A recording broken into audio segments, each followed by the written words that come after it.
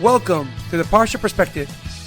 Each week, we will delve deep in a weekly Torah portion to find a practical and insightful way to enhance your daily life.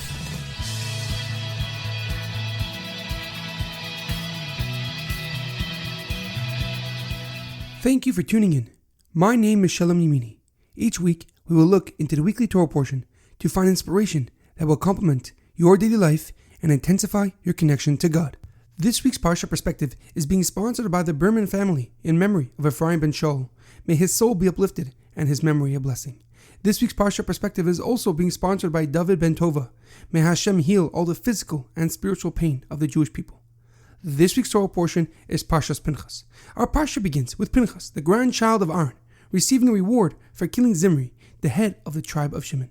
He was publicly displaying the Midianite princess with whom he was consorting with. The reward Pinchas received was the Kehunah, priesthood.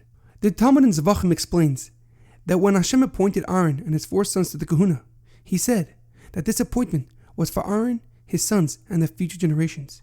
Since Pinchas was already alive at the time of the appointment, he did not receive the Kehunah, the priesthood. However, a question comes to mind. The Kohanim by nature were very kind people. As we see, it says by Aaron that he was an Oiv Shalom. He loved peace, V'roidev Shalom, and he ran after peace. And that is why the Kehunah, the priesthood, is called a bris shalom, a covenant of peace. And it is because of their inherent love of the Jewish nation that they are the only people that can diagnose leprosy, tsaras.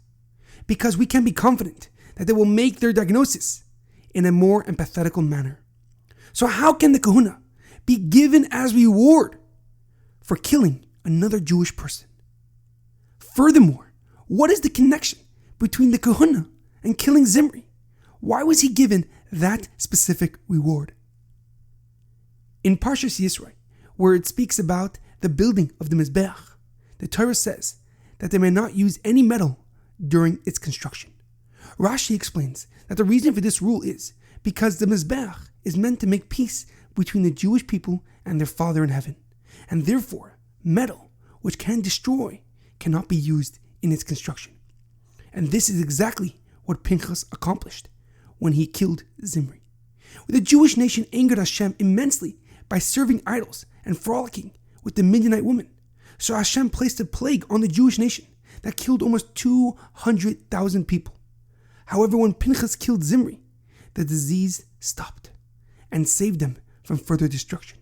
He restored the peace between the Jewish nation and Hashem. Pinchas also showed his immense love for Hashem and the Jewish nation by killing Zimri, much to his own detriment. The Talmud in Sanhedrin writes about self-defense, that if someone comes to kill you, you must rise and kill them first. So according to Jewish law, Zimri had every right to kill Pinchas, even though he himself was committing a sinful and reprehensible act.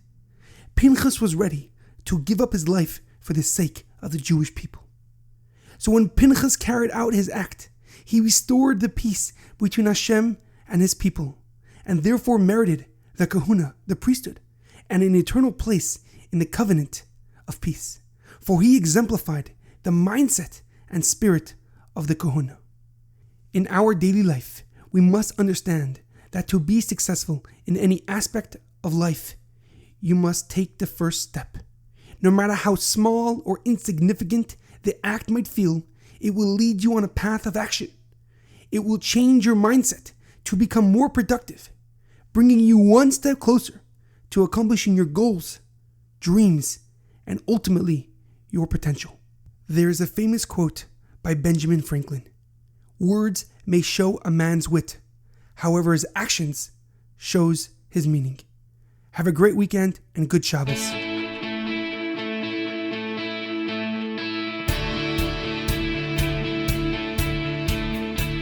Thank you for tuning in to the Parsha Perspective. Check out our website, theparshaperspective.com. Send thoughts and comments to theparshaperspective@gmail.com. Till next time, thanks for listening.